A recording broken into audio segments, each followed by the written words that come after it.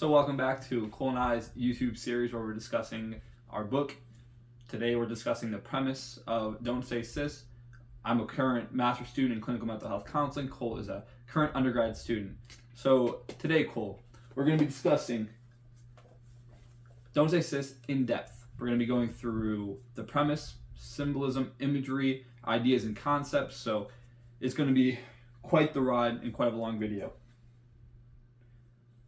So first, Cole, let's discuss the premise. I wrote down the premise into three broad categories. First, we have the social contemporary category, with the philosophical premise and the psychological premise. The thing we see, first, the biggest problem we see when we're looking out, just observing how people act in society, is the polarization of everything, and how this really tribalistic mindset. You hear the words tribalism thrown around a lot, but there's a lot of merit to it, because it seems like a lot of people want to kind of group up and then attack other groups of people, try to tear them down. And that was definitely something that me and Hunter really wanted to dive into with this story. And obviously you can see the reflection of what happens when we get too far gone in too far polarized. Yeah, and Cole, that was well said. And the biggest contemporary trend for politics in general is the far left is growing incredibly fast, and now it's at 11% already.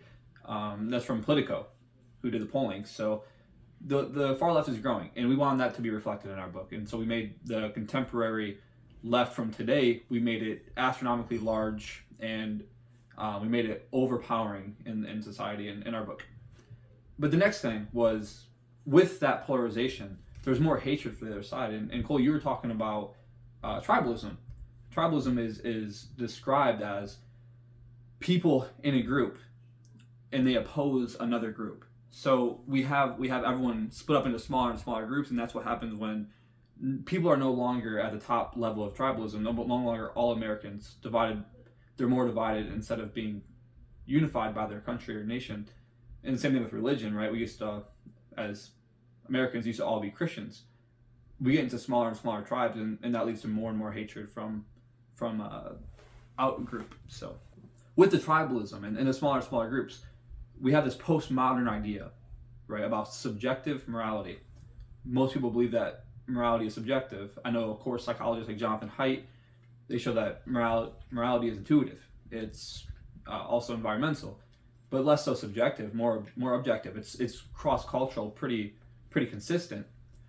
But we have this idea that there's a subjective morality, and when we can combine under the same tribalistic group, we can have this objective morality where people don't demonize and make other people evil a part of other tribes, because we all are unified by the same exact morality. And that's what the wider context of tribalism is. It's unifying under the same moral structure. And when we divide that and we become more subjective in how we see morals, we tend to demonize the other side. And so the next thing I wanted to discuss was pretty aligned with that, where the widespread loss of religion. Of course, we're seeing that more and more, and the statistics certainly reflect this, that we are becoming less Christian and more atheistic as time goes on. And of course, we wanted to show that in our book, Cole. We had everyone atheist. And the only time we actually talked about religion was Alan Redman, the philosopher, and he wanted to ponder over a question or two about religion. But there wasn't much merit to that. There was not much belief in any of that. It's more philosophical inquiry. And we were inspired by ourselves because we're interested in that inquiry, but we're not ourselves religious. And that's similar to how our book is. Cool, anything to add? We can see with widespread loss of religion, there's more nihilism, and nihilistic people trend towards more totalitarian governments. Exactly, and that's the main contemporary issue with today's left, is that they're all trending towards authoritarian political alignment. And so with our book, of course, is the left is very, very controlling. And we're not, like I said, we're not trying to be too political, but of course that's a societal trend that we really, really wanted to hit on because I don't think a lot of libertarians, conservatives, or etc., even most of the left in general, outside of the far 11% left, I don't think they want to have government control their lives, and so it was important for us to really show that in our book with how society is super oppressive. Like we mentioned in our last video, society instead of the government, but society caused the government, so the government is oppressive, but that's due to societal influence, and that's the contemporary issue we really wanted to focus on. That was the main one with the loss of religion. So now let's get into the philosophical premise of our book. The first premise is very similar to the last thing we just mentioned with the widespread loss of religion. With that also comes this philosophical concern that society is going to be denigrated by the loss of the institutions that have built up the nation. Of course, when you take away these huge structures that govern people's lives and provide them a moral guidance, of course, society is gonna be in dismay. They won't know exactly where to turn, and we see that with nihilism. Of course, I don't think people would ever choose to be nihilist, but they're turning towards it incidentally as an effect of the loss of religion. And so I think that's a huge concern that Cole and I had, was people without these huge institutions, these religious institutions, without God in general, without religion and the hope and the act of worship that comes with it, there's going to be some concern for where they turn to. What's their next philosophical structure that rules their life? Where does that energy of worship go to? What is at the top of their hierarchy of values, for instance, for their morality structures? There's a huge concern for those issues, and we wanted to reflect that in our book, that people without that structure will mostly, in general, turn to nihilism.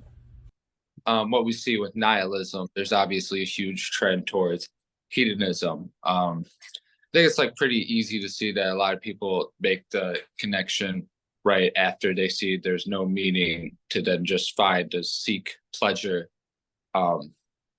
as quickly as they can obtain it, and that leads to a lot of low pleasures as well, which is an idea we discuss a lot, which Viktor Frankl idea, right?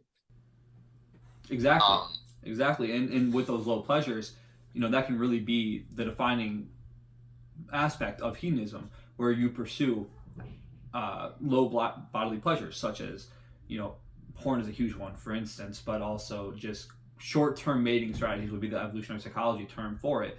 People are lustful instead of being committed to the long-term relationships because they're so hedonistic. They're these slaves to their whims and their desires, and we've talked about that a ton in our book, and we make that very evident that people are slaves to their whims. Additionally, though, and this is a big one, is people are avaricious, and what that means is that they love money, and it's okay to pursue money, but the love of money is an entirely different sin, where you put a precedence of money over top of more important things, like, of course, our thing is love, but of course there's so many things that you should put above money, short-term hookups and other things that we see in society. But it's really the philosophical message of our book, is that these hedonistic whims and desires that we're seeing in society today, so it's somewhat still contemporary, but also is really a big side effect of nihilism. It's important that we recognize those as negative and bad, and that's a big premise of our book. So cool, let's get to our last point. Those who teach moderation and discipline, think of our character, the heroic journey that he goes on, where he tries to teach discipline as a form of freedom. And you learned that from Dr. Erickson, if you remember. So people who are like that, they're heretical. They're teaching people to live away from almost a religious draw towards themselves, right? They're worshiping themselves insofar that they're slaves to their own desires, and they do whatever they wish to do. So it's a really heretical action to say, be disciplined and don't worship yourself and don't follow every whim you have. So, Cole, anything about that? People can find thinking they're worshiping themselves when they're seeking these lower pleasures, because they think that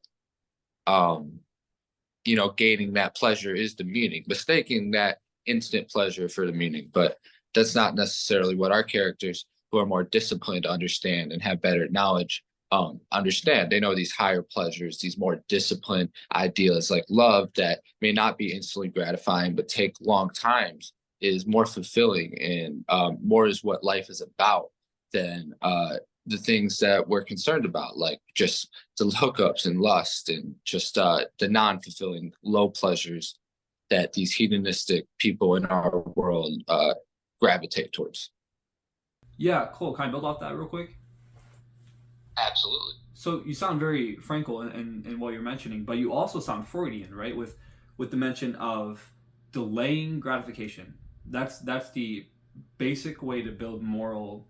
Well, Freud calls it the superego. That's the basic way to build your superego up, is to be able to delay gratification. So you don't give into your its desires, but you delay that gratification, and that fosters the growth of your superego. And exactly what you're mentioning is you prepare for the long term gratification, and that's what your ego does. It moderates that. So you have to have some immediate gratification, but you really prepare for the long term, and that's what our main characters do, as you said. Like they build for love and even financial stability, which not really in our book, but in general with Leo. So of course, yeah, and with the modern society in our book, there is no delayed gratification. Everything has to be immediate. And like you said, that's where they find meaning in that, and that's the Frankel idea, is that they find meaning in that immediate gratification. So very well said, Cole. And here's the last thing I want to say about that is when you try to teach that discipline in moderation, there's a visceral counterattack that comes with it, because you're striking at the core, as I mentioned this before, you're striking at the core of an individual's life and their lifestyle. And really one-on-one therapy is the best way to do that, and you can do it slowly, and you can learn how that person responds and reacts to your presence. But with how our heroes do it in general is you're facing a society, so we can't have them do one-on-one therapy with everybody and try to change their lifestyle. Dr. Erickson tries that, and he's hopeless. Of course he's hopeless, because there's so many people who are stuck in that same hole, that same abyss. So the hero has to do it to everybody. So of course there's gonna be a visceral reaction. You can't just say, you need to fix this. That's why we have the ideas like the compliment sandwich, for instance. You have to have everything be constructive. Growing edges, we call them in counseling, growing edges, instead of weaknesses. And there's good reason for all those things. It's because people will learn best through that. So of course our hero doesn't go through it the correct way, because there's the only way he can do it. And that's the big idea of our book, is that he's trying to teach discipline in moderation. That's the philosophical premise. But it's a difficult thing to do in a society that is very hedonistic. That's the philosophical overarching premise of what we're mentioning here. Our next premise is the psychological premise of the book. So the first thing I wanted to mention was the paragon of good will inevitably cause resentment from people who are living less good. So say in our story is Dante, with his speeches, he's really emanating this good presence, right? This good idea, this ideal way to live. And that causes resentment. But the problem with resentment, and resentment in today's society too, is the modern far left is really worshiping Karl Marx. And in Karl Marx's theory, the reason that he has everything ordered from oppressor to the oppressed is because of resentment. And that's why people are so drawn to that, is because people who are rich, people who are doing good, they're demonized because they're the oppressors. But that's because people who are lower than them resent them. And it's almost a Friedrich Nietzsche idea as well. So people who are lower, say in SES, economic status, I'm not saying lower as in individuals, because that's not true at all, but they resent that ideal. People who are living less quality lifestyles, they resent that ideal. And that builds up this oppressor and oppressive nature. And then that's what we see with Dante in our book, is people see him as an oppressor. He's evil because he's trying to live a good lifestyle. And of course, that's not everybody. Some people look up to that ideal. Some people aspire to be that. But most people will resent that and feel oppressed by it. And that's exactly what we see with people reacting to Jordan, for instance, in chapter 7 or chapter 8. And they're very visceral, vehement reaction. Yeah, absolutely. Yeah, I think this concept of, people trying to bring down people they view as more good as them, or essentially doing better than them. I think it's a concept that, good breeding resentment is something we could see a lot out today. It's, it was kind of the idea that helped formulate Jordan's character, because you see how celebrities are treated, and I know there's a lot of issues with how celebrities are and celebrity culture in general, But we can see when they are doing good for themselves, and there is a mistake that comes up or they fall, there's almost like a celebration about it, as if these people were waiting for it because they've been sitting there harboring this resentment because they've been doing better than themselves.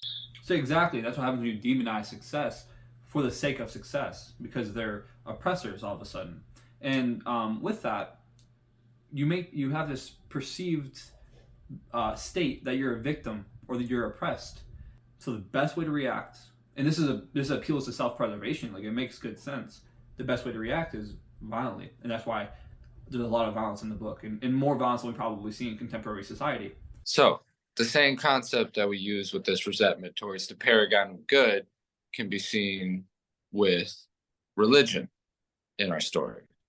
Yeah, cool. I'm glad you brought it back to religion, because that was my next point. Is with Freud, he believed that God was the unconscious representation of the exalted Father, and what that means is he's our perceived perfect being. So without religion, we have the lack of a perfect being represented. That's why Nietzsche tried making like the Ubermensch, for instance. We have a lack of a perfect being, and once we really worship something else. So think of Jung's worship energy that I discussed last video, where your energy for worship goes to something else, and oftentimes it's government or celebrities or other public figures. You see them as the ideal now, and that's why when you mentioned earlier the celebrities, of course people are very disillusioned when their celebrity makes a mistake or messes up, because that's who they worship. And that's what happens without religion. And so with Freud's exalted father, we lose that perfect being to aspire towards. And when you aim for perfection, you're always going to fall short, but at least you'll have good qualities. You'll still have a strong character and intellectual versatility. But when you aim for, say, a celebrity, or you aim your perfect being in your mind and your unconscious is just the government or a celebrity, you're going to fall short to that still. But you're going to fall way less. You're going to fall way shorter than you would if you aimed for God. And so we see a lot less strength of character. So those are our first two psychological premises. Let's get to our third. So our third is about dopamine. So the motivation neurotransmitter. So when you're a hedonist, when you do whatever you want all the time, and you're a slave to your whims, for instance, you really lose the potency of pleasure, and that's because your dopamine receptors, they're off. They're imbalanced. They're always activated. They're always looking for their next source.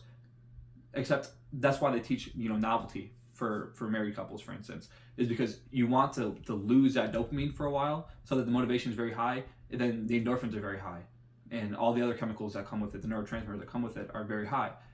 That's where you get the pleasure from. But when you're always searching for the next dopamine hit, pleasure loses its potency. Now, I'm sure a lot of people have seen this with technology addictions today, but that's exactly what we're talking about in the book, with people who lose their potency and pleasure. So they pursue these lustful actions, these avaricious actions, except they're not happy doing it. And this is exactly exemplified and personified even in our chapter 2, where Dante, Leo, and Lucy, they go into this crack house, essentially. Everyone is being gluttonous. They're using drugs, which is a big, hedonistic action. There's other things, but that's the main two that we wanted to show. And none of them are happy. They're not in the slightest bit happy. But if you get that to a normal, disciplined individual who is free to make their own decisions, well, then they will be happy. Because who wouldn't be happy if you get a big steak?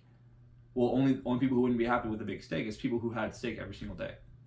And so that's basically what I'm saying. And so what I'm saying is, with this hedonistic action, there's no pleasure in any of these let's say, adventures. Right? People can do these things, like these lustful short-term mating hookups, with no pleasure, and that's a big result of too much hedonism, and resulting in nihilism. Of course, there's our philosophical premise. So, cool. Anything you wanted to add to that? So I was glad you brought up chapter 2, because when we were doing chapter 2, and we were thinking about this representation of hedonism, and we're calling it a hedonism house, and we were trying to think of what they wanted to do. And when we thought of the ultimate representation of someone chasing that dopamine hit as quick as possible, we thought of heroin addicts. And obviously, not a great place to be at all. And everyone in society will recognize that. But it seems we still get so wrapped with trying to be caught up with chasing dopamine. Not saying that every single action that when we get obsessed with dopamine and chasing dopamine, it's going to lead down that road. But it just shows how unfulfilling that instant pleasure can be. And yeah, that's just kind of my thoughts on that when you brought up chapter 2.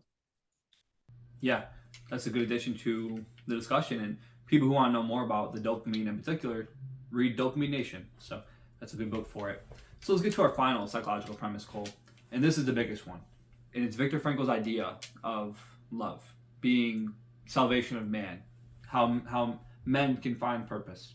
So, as I mentioned in our last video, but I'll get more into it today, is that fits under the 3 broad categories of how to culminate a purpose. And that's being personally meaningful and beyond oneself. That's where love fits into those 2 categories, really, but mostly personally meaningful. Of course, love can reach beyond oneself, and that's where it becomes beyond oneself for the culmination of purpose. The 3rd category would be goal orientation, and that's really important for psychotherapy. And of course, that's something that wouldn't really fit for love, but it could. And so that's why love is so valuable. And Viktor Frankl was really honest on it when he was discussing how love is the salvation of man.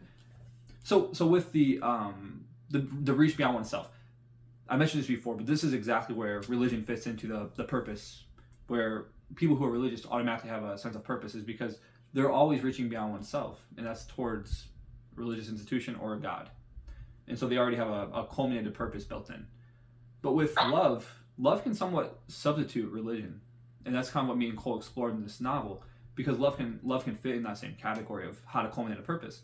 So even if you're not religious like Dante isn't, his love for Lucy can still get him through that Holocaust, to use Viktor Frankl's story. And with that, having a purpose and trying to teach other people to have a purpose is very important for psychological health. It lowers depression and anxiety. It increases lifespan. It increases academic success. So it's crucial for people to have a purpose. And one way for parents to teach children to have a purpose is to teach children to be generous. And in our story, we see people are not generous. But that's one way, because it teaches people to look beyond themselves, to stop thinking I so much, because that's one predictor of depression, is the use of the word I. So you're really thinking introspectively. But one way to get out of it is to do things for other people, to volunteer. That's one way to get out of depression. And in the purpose, what I was saying with parents is they can teach their kids to be generous and to don't think about themselves so much and to focus on other people. But with that, for the parents, on the flip side, one way for parents to have purpose is just to have kids in general. And we don't see that in our book. We see a dramatic decrease of population in child rearing. And that's a contemporary trend we see as well today, where people are getting married later than ever, people are having children later than ever. There actually has been a population decrease of births, which is something that we've never seen. So we're using these contemporary trends, these psychological ideas and trends, and that really built the premise of our book. And that was the overall entirety of the premise of the book. So in this next section, we're going to spit off some symbols that popped out to us in our novel that we used, and we're going to also discuss some concepts, ideas, imagery we used. So we're going to really get into a lot of stuff here, and it's going to be the meat of the story. So Cole, let's start with you. Let's discuss those the wolves as a symbol. When we picked wolves, we were using them as a representation of hedonism. You think of a wolf's actions, it's very primal, very hedonistic, animalistic, and kind of something that we discussed as well. You see a lot in culture nowadays, people gravitating towards making themselves more animalistic or farther away from themselves. And typically the animal they choose when they want to do that is just a canine type animal, and usually a wolf. So we thought that was also a great evaluation of hedonism, and it was great how it connected back to the wolf as well. So that just really solidified the wolf as our pick of that symbolism. And obviously it's very represented throughout the story. So other representations like of pride and lust, we have the lion and a leopard. And these symbolisms, the ideas of them come from Dante's Inferno. You know, you have the wolf hedonism and the lion and the leopard, pride and lust. And we used a lot from Dante's Inferno, as well as we can see in the apartment complex. What chapter was that? Chapter 4 and 5. Chapter 4 and 5, yes. And we can see Dante is obviously heavily influenced there, as the main character, Dante, is taking a walk through the apartment complex. And as he's going through levels, each level is showing a different level of Dante's walk. And specifically, the sins we choose are the sins of incontinence. So you have anything you want to add more? Yeah, just with the apartment complex, we also use a lot of symbolism from Inferno to demonstrate their punishments. So that's just more tie-in, intertextual tie-in. But with gluttony, we have like Meyer by the window. Remember the broken glass in the window, and with lust, there are strong winds, and that's all just representing the punishments, and of course, without getting too much into the every complex structure in the apartment, there's also a door blocking floor, I believe 1 from floor 2 as he's walking down the stairs, and it says plubis on it, and this is a direct call to the greed floor or greed circle, respectively, of our book and Dante's Inferno. So yeah, I think you did well covering it, Cole. Let's get into our next big idea, Plato's cave, his allegory of the cave. So Cole, you want to take this one? Yeah, absolutely. So I'm sure most people know Plato's allegory of the cave. The prisoners chained up, one goes outside, comes back, and the other prisoners don't want to go outside after the released prisoner describes it. That's about like a 15-second rendition of the allegory. Obviously, there's a lot more to it, but if you don't know, now you know. So with Plato's cave, it was really interesting how we were able to use that, because we had a lot with the idea of perception and people limiting their own perception because they feel that's more gratifying to them. So they think it's safer to keep their perception limited, even though there's a whole world outside and they might just be staring at the wall. So it was really cool to have the cave in the beginning, which is obviously the trip that Dante, Leo, and Lucy are taking to on a little hike. They go to this cave, and Leo is showing it to him. And that's kind of where the whole Franz Kafka time change trial situation happens after they go into the cave. But the cave is very representative of this idea that is put out by Plato, and that's why it is a cave, and that's why it is talked about like it is talked about. You see right in chapter 1. And then obviously Leo has his kind of own allegory he puts out there in the cave. He kind of puts on a lecture for Dante and Lucy. And obviously there's a big overlaying message put here symbolically with Dante's story and how his side throughout the whole story that he's pleading is misrepresented because all these other people are limiting their own perception. They're not letting his side be represented properly because they're not opening his perception to his side. Exactly. And that's the reason we had it in chapter 1, is that's the whole premise of the book, is not listening and not trying to understand and really allow the other side to express their beliefs and opinions without persecution. And there's a lot of persecution. And we represent this too with the fire and that imagery and symbolism as well. And let me discuss that for a moment. With Leo is the knowledge bringer archetype, right? Like he's the wisdom archetype in the opening of the story. Well, he uses the fire, of course, as this is where you can learn new perceptions, learn new sides and understandings. And the shadows are what we take away from those lessons.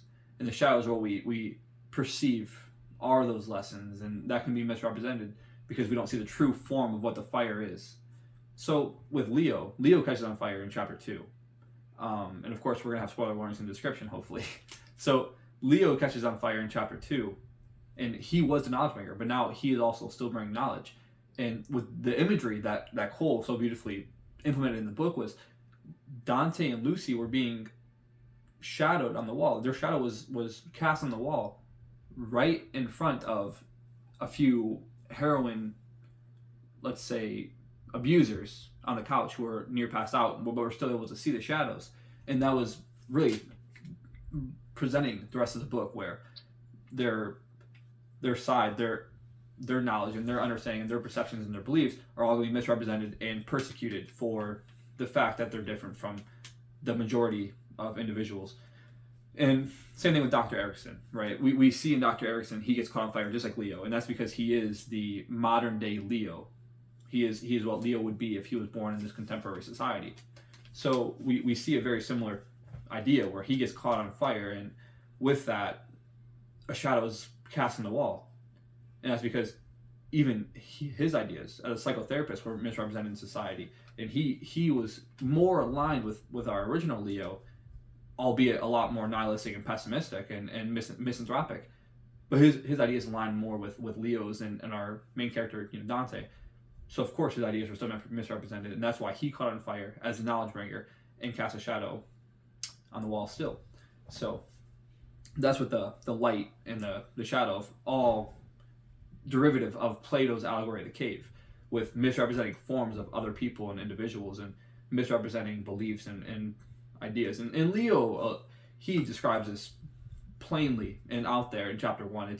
It's really, this is symbolism and imagery, but it's really in your face. Like, it's very clear what we're aiming for, but we never say Plato. And with this shadow discussion, this perfectly brings me into Carl Jung. He's our next big concept idea we have to discuss, where we use a lot of his symbols and imagery. So with Carl Jung, his shadow is different than Plato. So Plato is as I said, is a form of something, right? It's misrepresenting the form of something. But Jung's shadow is the unconscious ruler, where repressed and hidden aspects of oneself, one's persona, that's where it goes to hide, and it comes out at certain times, of course. And you can see it in dreams. And that's the theoretical idea behind it. But the shadow is really the repressed and primal and animalistic, and almost like the id in some ways. But that's what the shadow for Carl Jung is. So to get into some of his imagery with that, and some of the ways we incorporated that, was the first example that comes to mind is Dante on the elevator.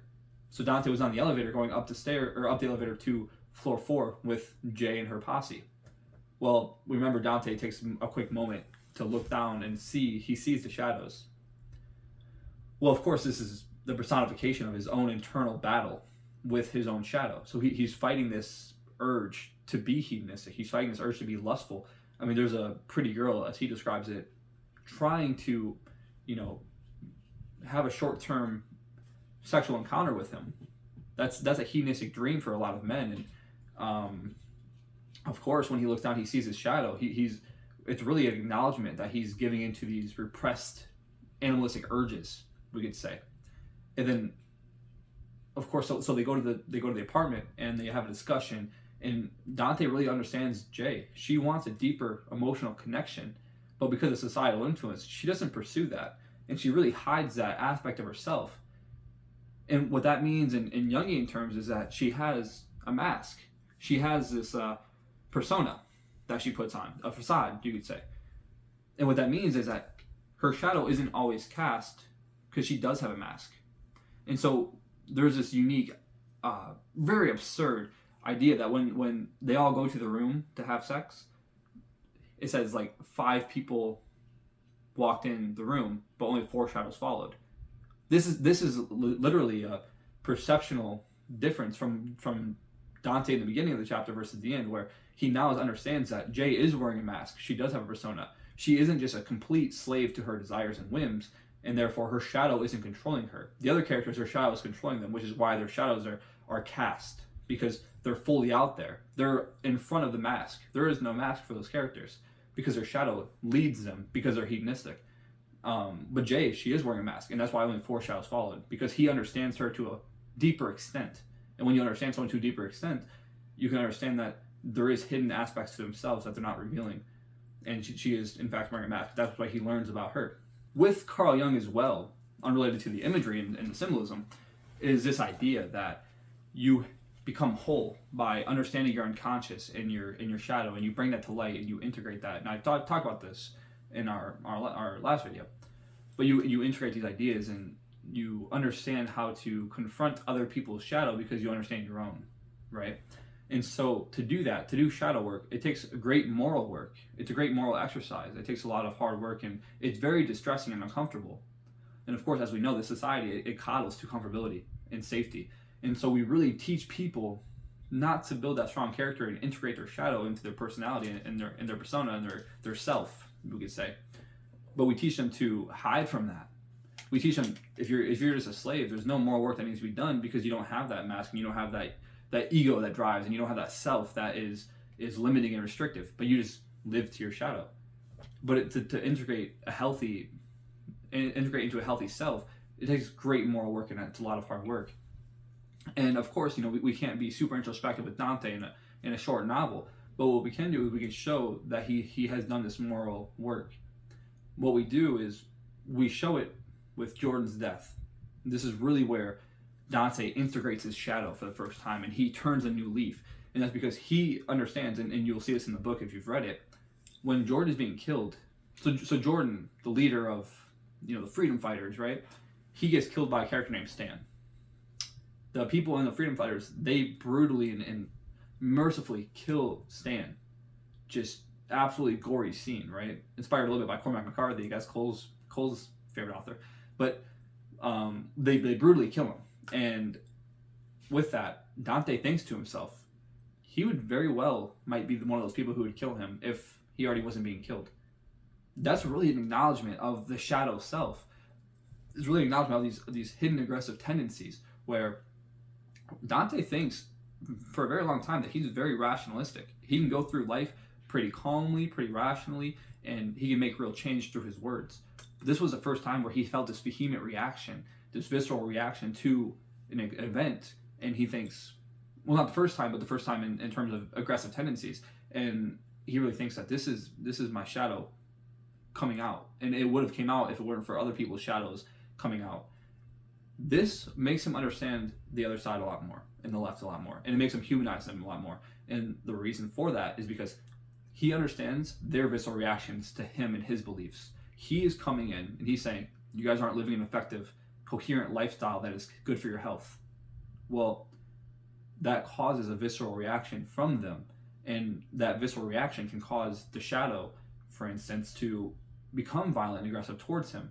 And so he understands Stan, his reaction to Jordan, and he understands the people's reaction towards Stan. And so he gains his understanding through his own shadow work and understanding of himself and his own deep, aggressive and hedonistic desires. And he understands how society might appeal to those things, appeal to aggressive tendencies when other people disagree with what you say. And he understands these aggressive tendencies because people in society, he understands that once you try to challenge them and their belief system and their way of life, they're going to have this attack on you. And he understands that through his own desire to attack Stan. But then he also understands the hedonistic desires with his work with Jay and their own conversations. And so, of course, yeah, he has a better understanding of the other side. And that's why that bleeds into his speech in chapter 10, where it's more emotional than he thought it might be. He probably predicted it to be a little bit more rationalistic, a little bit more logical based. But it was a very vehement reaction. It came from the heart. And of course, it was still logical. He still learned a lot from other people like Dr. Erickson and Alan Rudden, but largely it was attributed to his own personal growth and introspective growth.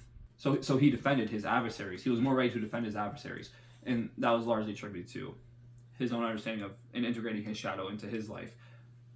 And so we also show this battle within Dante's psyche, this introspective battle he's having with himself, being careful not to become a slave to his own desires and whims and his shadow and let that just run rampant, but also trying to hold firm to his beliefs and affect society in a positive way. And we show that with the Abyss. We show that internal struggle with Friedrich Nietzsche's Abyss. So Cole, if you would like your word on the Abyss.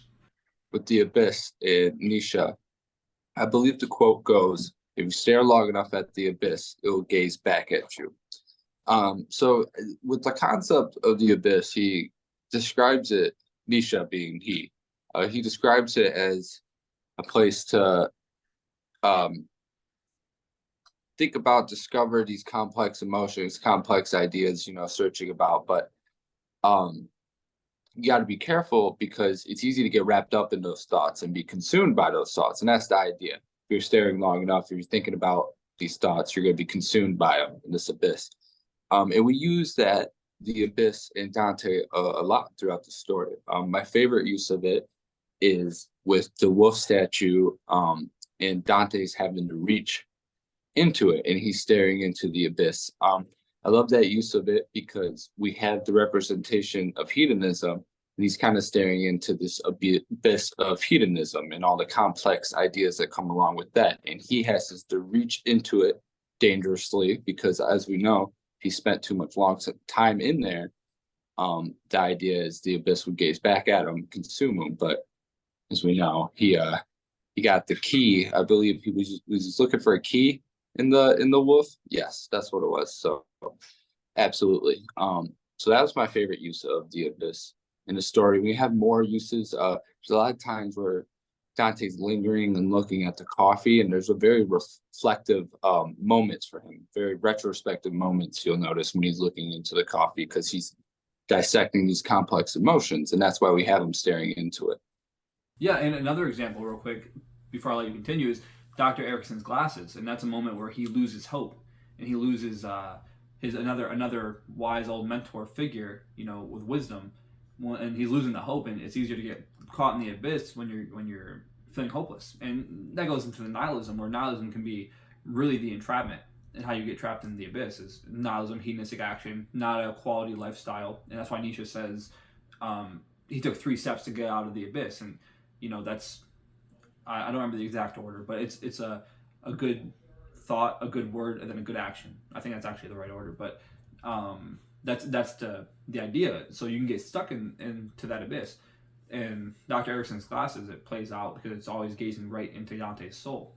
So to bring it all back around, essentially the abyss is used because Dante's fighting these monsters internally and externally, and we use the abyss to reflect that.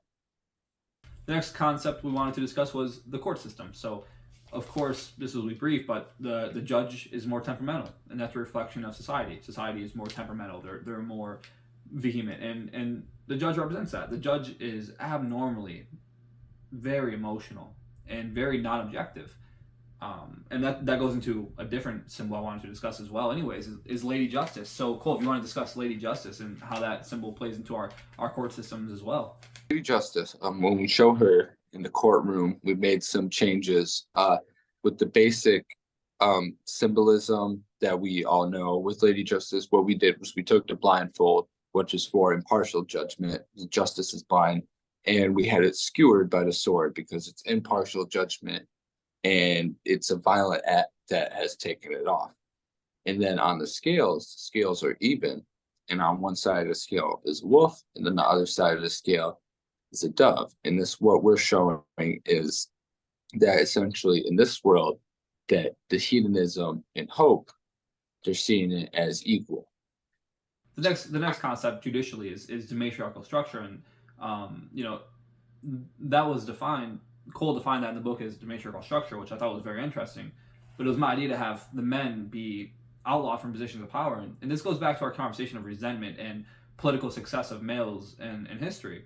So of course you have to counter that, and it's going to be the complete opposite. It's going to go too far in the other way, where men have to be outlawed of political power, positions of power, in order to sway the scales in the opposite direction, at least for the briefest point in history, at least, like the next, however long they have that rule in place for, until they consider it even or fair and just.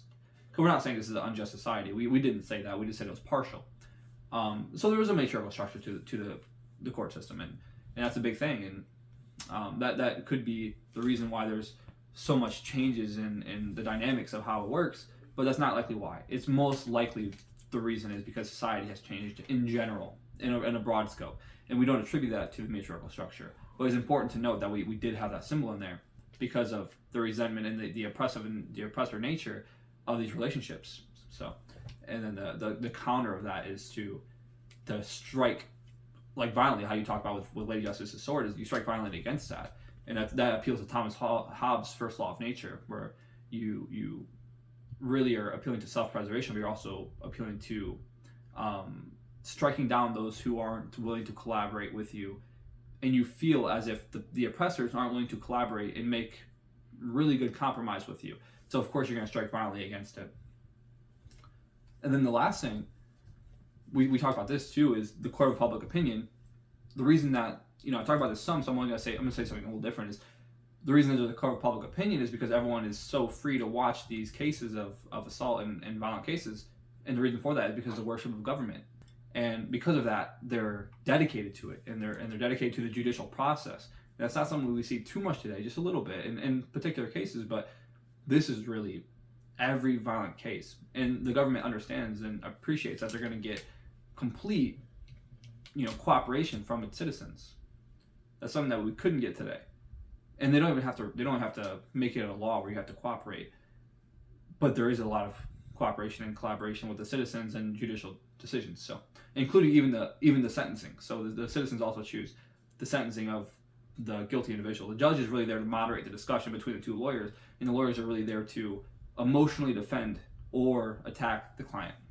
And that's the main structure difference we see. And of course, we're not saying because everyone's more emotional that the lawyers are more visceral in their discussions, right? That's not what we're saying at all, Cole.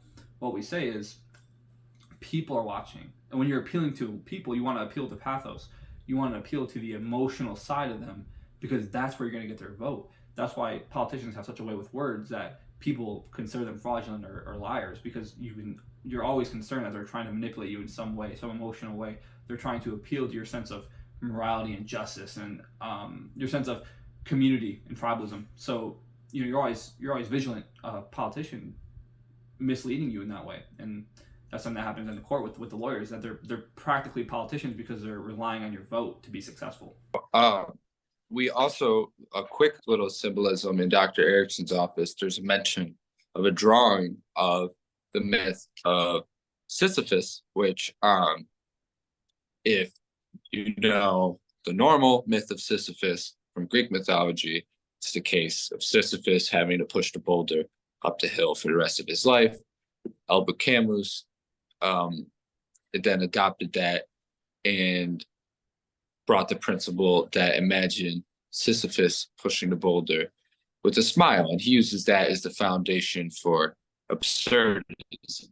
But essentially, the pushing of the boulder is a metaphor for life, and imagining it with a smile is a more positive, absurdist, existentialist view on the myth, essentially. But when we see this drawn on Dr. Erickson's sticky note, we see it with a frown, showing a very nihilistic understanding of that myth. Because when you explain that to somebody with a nihilistic viewpoint, they're instantly going to have the mindset of that being a very pointless and a very meaningless existence. So the last symbol and the last fun little Easter egg we threw in the book that I wanted to discuss was the Clerks. And Cole, I think you could really elucidate this conversation. So let's hear your thoughts about the Clerks. Yeah, absolutely. So we've been talked a lot about these very basic philosophical ideas: existentialism, nihilism, and absurdism. And with the Clerks, we wanted to take it a point and really show each of those played out in the world, each of those philosophies taken on in this world. So we start off with the nihilistic clerk, and we show a lot of representation through the brief discussion Dante has. Then the next time Dante walks by, there's a different clerk, and this is the existential clerk. And what we find out is that this clerk came in and ended up taking over this nihilistic clerk. So we were trying to show with existentialism and nihilism, the issue with existentialism in this world is that it's completely derivative of one's own meaning. So in this individual, his meaning was to have other people, make other people happy. That was where he was trying to get his meaning from. But the issue was, in this world, obviously, full of nihilism, it's very hard to do that. It's almost impossible to do that.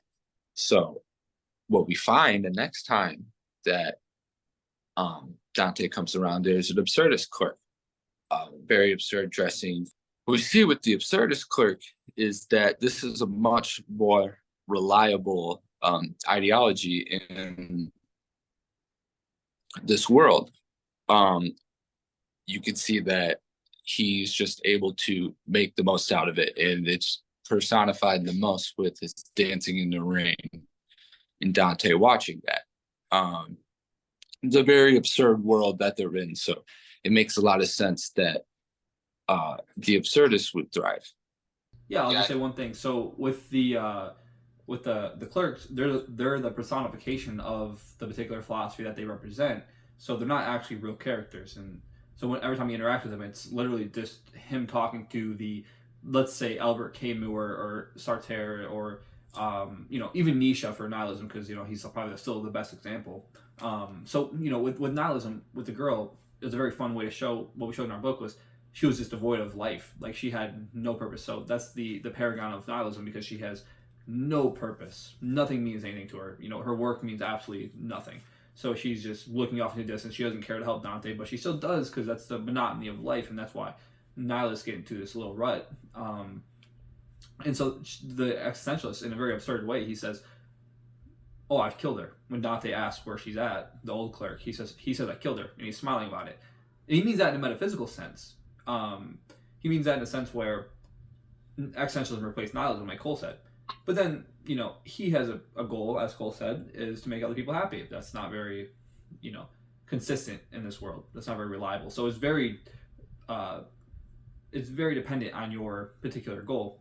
But then he's gone the next time Dante comes back, and it's absurdist clerk. And like I said, like Cole said, he was a very fun guy. He's tattooed up, and he's just go with the flow, understand the absurdity, and bask in it. And that's a more reliable, consistent lifestyle. We still think, from our belief, is existentialist is a little bit more high quality, but absurdism is more consistent and more reliable. So Cole, let's just talk about two more concepts real quick. And the first one I wanted to discuss was something that inspired me in the book, and I think it's in one of the interviews we've done, is the concern I have for the literature, scientific literature, in the future. So we've already been seeing, and Steven Pinker talks about this, the evolutionary psychologist, bias in science. For scientists, as we're scientists, is there's this very rigorous, and the scientific method is very rigorous, and there's this very empirical base to it where no bias should be able to leak. And if bias leaks, we should be able to statistically discuss it. We should be able to reflect that in the statistics and put that into our research, for instance, right? But Steven Pinker talks about this, and there is a lot of bias in research, and there's a lot of bias in even what we decide to research, and that's a representation of the zeitgeist. So with my concern with contemporary research, but also future research, is that it's going to become too political, it's going to be too biased. And the reason for that is because the far left, and not to blame them for everything, but this is just a concern I have, is the far left is very authoritarian, as we discussed. That's very well researched.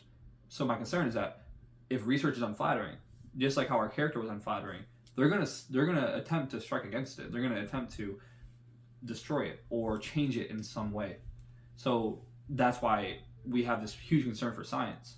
So science has become extremely biased, almost like Lady Justice. Our conversation about Lady Justice is science has become biased, and it's already almost to that point. And we're doing research, Cole, so we'll have to make sure we don't let our own biases peek through as well. But it's something that I'm extremely concerned about. Your word on that as my future research partner? Yeah, it's a very genuine concern, and something how you brought this discussion in. You said, like, with the policing of literature, you're concerned with literature for the future. And I think it's a very valid concern, because we're starting to see book bans again. It's very crazy to me. Not to make this into a discourse, I feel this is relevant to our book, though. But it's very crazy to me, because genuinely learning about book bans growing up, I didn't think that was something we would probably see again. But it's something that has become relevant again. And like we discussed, it's a real concern we have with this government being too constricting and too overbearing. Yeah, and I think it goes well to show how history repeats itself, and that's because human nature is very predictable. And as soon as we forget the past, it's easy to relive it, and that's exactly what we see with a lot of stuff. And that's why it's important to be an avid reader. And a lot of these people in the society, obviously, it's not a huge deal to read. They're more focused on their experience than other people's experience. So it would be not the most rationalistic for them to read, for instance. But history repeats itself, and that's the exact reason. And the book bans are a perfect example of exactly what I was trying to get at. So I appreciate you. Cool. Related to the ideas of book bannings was the indoctrination schools that we created, which was the Marquette Institute for Misguided Children in our novel.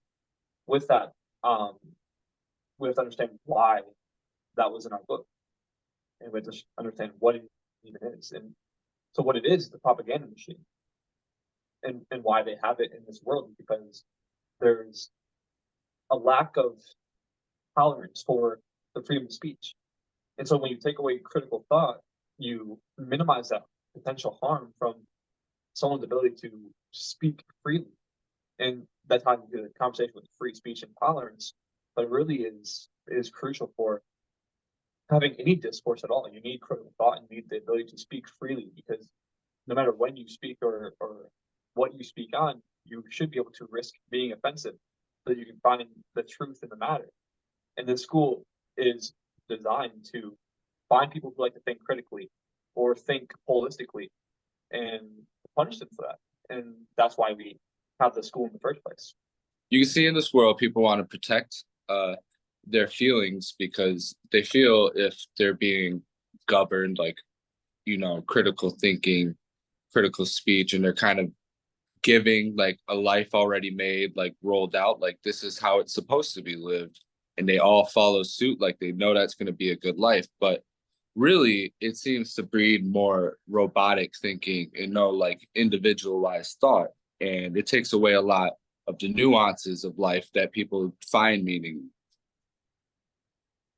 And it ties back to the concept of coddling to safety and comfortability, which is exactly what you're mentioning there. Now we're going to get into more of a theoretical and psychological conversation, get in depth about that. And we have established in this world that it's an authoritarian world. That's their political alignment. And with that, very well could come this authoritarian teaching style, where it's less so using induction, where you say, don't do that, I told you to not do that. So it's a very authoritarian, it's highly demanding, and it's low in responsiveness. It's low in emotional connectivity and responsive to the child's needs. With that, there also is a lack of logical and natural consequences, which means that the teachers or the parents, if it's authoritarian parenting style, they may become more visceral and violent in their reactions, and they might be more irritable and frustrated, and that could become a generational thing too. We see like the aggressiveness cycle that is from parent to child is very similar to irritability and anxiety. And with that, children who have authoritarian parents or authoritarian teachers in general, we see that they're more anxious and more angry in adulthood. And so they raise their kids in a very similar manner.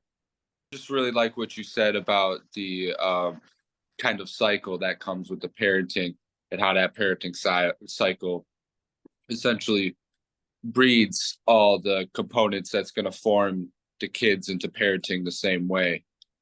And I think in our book, especially, you can see all these qualities in adults. I don't think we necessarily exemplify it in the kids, but that's not necessarily what the story's about this time. But you can really see it in the adults, just how aggressive they are, even in their teaching style. Well, cool. I think that's a keen observation, but also it's crucial to note that with kids, they're still internalizing that. They're internalizing those moral lessons, and for them, they're not going to immediately show it. They might show signs of these issues in teaching and parenting styles, but they're not necessarily going to be, a direct descendant immediately of poor styles of teaching and punishment. So with the teachers, the violent and visceral reaction that they had, that was against Lucy when she raised an objection to something that the teacher had mentioned. And it was more of a, I think I've learned something different, and I'm curious if you could expand on that idea and explain both sides of the argument. But the teacher was really angered by that. And that shows one of two things. It shows first that they don't see a lot of parity in thought in this school. Everyone is very similar thinking. So when someone finally has an objection, it's very noticeable and it sticks out like a sore thumb. But two, it also shows that they have a huge dedication to homogeneity, and there's a huge dedication to making sure that people don't critically think on their own, but always think very similar to how the teachers tell them to think. And so this dedication to it is very harmful for moral, but also educational development and inquiry, and it kills and stunts curiosity in children. And that's the issue with not having logical and natural consequences. There's also more things that I'm not going to get into, like how verbal intelligence may correlate with the authoritarian political alignment and also violent reactions. I'm not going to dive into that, but maybe you could surmise your own conclusions based off of it or scour the research. The last thing I want to get into is the minimum sufficiency principle, which means that the teachers and the parents and the overall political alignment, it's always eliciting a lower high arousal state in the child, but never a medium arousal state. But what we know from research is that the medium arousal state is the best for the induction of moral principles. And what that means is when you teach a child a moral principle, you want them to be only medium aroused. That's how they're going to internalize the moral rule with the highest efficiency. But when they're in a high aroused state, which is, say you violently punish them for having a question, or low arousal, which is what we see in the story throughout, where they have 12-hour days, meaning their brains are completely exhausted and there's not much learning or induction happening. But then they don't really internalize these moral rules. And so we see, even though there is a very homogeneic way to look at this world and the thinking, it's a poor way to do it. And so people have these moral beliefs and these strong opinions, but they're not based off their own rationalistic or moral growth, but they're based off of fear, and they're based off anxiety, and they're based off worry. And so that bleeds into the rest of the society, where we see a lot of people act like that in general, where they're very strict to their moral adherence and their moral structures. But they're not entirely sure if that's even what they would have arrived at in general if they had more of a proper development and growth and freedom and autonomy, which is the authoritative parenting style and teaching style rather than the authoritarian. So, Chloe, So I never heard of the principle before, but I think it's pretty easy to see that the teachers in there are very inefficient in that principle, and the arousal states that they have for the students is not proficient for anything, and it teaches them bad things, like to be afraid of consequences or things of that nature. And I think a lot of the concern too comes when they're so focused on, and you can see like what the book, it's very focused on what they're learning, but it's not like teaching how to learn. And I think that's a very important distinction. When you teach people how to learn and teach themselves, it's a very much more enlightening experience, but it's also very much more knowledgeable. And instead of just kind of like force feeding them the information you want to feed. And obviously, like we've been discussing, there's tons of issues with that line of thinking. A very keen observation. I think it goes to show the lack of intellectual diversity, and it's interesting because there's this big concern for diversity in general, and so we see within the school, the Marquette Institute of Misguided Children, we see that they have a lot of diversity. They can check a lot of boxes, you could say, and an example of that is Robin, which is Lucy's friend. Once she gets in there, and characters can show their uniqueness in the school, which is a good thing. They can be diverse and they can be themselves. They're just not intellectually. And this is the authoritarian wish fulfillment where you start against that heterogeneous thinking. And yeah, it would be a really good point there, Paul. Yeah, and there's two structural things I wanted to get into within the school that make it especially poor, and especially, well, obviously, if you look at the Indoctrination School, you're going to say, oh, it's poor, but, they don't see it that way in the world. And so let me explain that for a second. The first is it's raised gender neutral. And then what that means is that for, let's take boys in particular, if we're going to look at particular research, boys need rough play, and they need that for their own prefrontal cortex development. And there's a great study with rats that showed this, where and it bleeds into my next point actually, which is helpful. And there's when you have two rats and you have a larger rat and a smaller rat, and they play. If the smaller rat doesn't win at least 30% of the time, then the smaller rat will stop inviting the bigger rat to play. And what this means in layman terms is that, well, yes, they need play in order to develop naturally, and that's a natural instinct for boys of all species, let's say. But also it shows that there's a rationalistic way to look at morality growth. And so the big rat typically grows and understands logically that I need to play instead of just compete and dominate and win. And so with that, the second structure is the loss of the rationalistic view of moral development, which is Piaget's and Kohlberg's large moral development theory of childhood. So there's a hierarchical structure to learning morals, which is the teachers teach their moral framework onto the children, and they don't ever foster that for themselves. And it's almost analogous to saying, instead of letting the rats play and determine how to play, the researcher just tells them, if you ever do get into a situation like this, do this because I told you to do this. But they are never going to actually internalize those rules. If rats could talk, of course, but they're never going to actually internalize those rules. And that's because the researcher can't just say, you need to do this because I said to do this. But they're actually going to figure that out for themselves. And that's the rationalistic framework that, Piaget and Kohlberg really founded. And it also goes to show why the gender neutral is really excluding the specific needs of each gender. And even for young girls, it's tough too, because they need to feel very included. But when you have a mixture of people who don't fit into their group and their in-group, well, then they never really foster that social development. And they really need that. And they really need to have that discourse. And they're very emotional and discourseful. And it's tough for them when they can't bounce ideas off of other young girls in particular. And so that really gets to the point where it's a poor way to integrate a school in the first place. But also, when you look at Haidt's idea, Jonathan Haidt, the moral psychologist, is with Kohlberg and Piaget's rationalistic moral development theory. And he says that the hierarchical structures would be harmful for a child in his moral development. And so, of course, a school with the teachers is a perfect example of where the teacher puts onto the child their own moral framework, and that would stunt the moral development and growth and potential for further growth from the child and into adulthood. But also you can look at even like religious structures. They even view that as somewhat harmful because it's imposing a top-down view of morality. And so, of course, Paul and I are not saying that being religious or having these religious institutions is going to make you less moral. What we're saying is, in terms of a rationalistic approach, any hierarchical structure, and rather than a peer-to-peer structure, would of course then be potentially dangerous for moral development and the fostering of your own growth. And cool. The last concept I wanted to discuss was actually pretty similar to how we ended the last premise and the last idea and concept was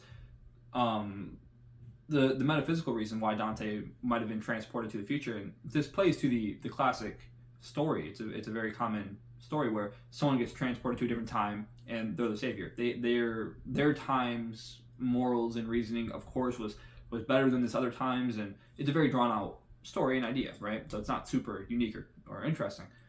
But perhaps for our world, Dante was that wake up call of a halcyon that was of a higher quality, of a time period that wasn't too long ago, very recent actually, that was a lot better for most people, and they were being reminded that it was a better time for them. And that's reflected in the voting changes in society where, we have 100% to 0% vote on a clear-cut case, which makes sense.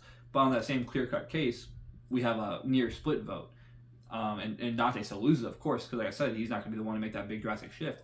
But we have that near split vote, and that's a reflection of how society is almost being reminded of a halcyon that was more pure, and they really can do that through an anachronistic family who is the exemplification, a paragon of today's society, but they live at the most high quality standard. They live disciplined, they live morally, and they live academically, for instance, and they pursue high quality pleasures, which could be academia. So, Cole, your word on that. So yeah, I mean, we see not by any means the time that Dante comes from as a utopia or anything, but the time he goes to obviously is a dystopia, as we described this as a dystopian novel many times. And it seems like everyone in this world is it's so far gone. I think the reason that it is dystopian is because everyone is in the same line of thinking, like I think it's interesting when you think of a normal dystopian novel and it's almost apocalyptic, like everything is broken down and stuff. That's not necessarily the state of where our setting is, but it seems the people and the thought is what's very, very broken down and what's very eroded at.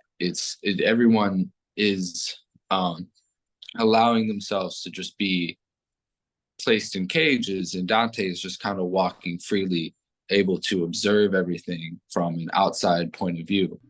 Cool. I think that was a very good way to conclude that exact premise, the metaphysical reason why Dante might have been needed in that new time period.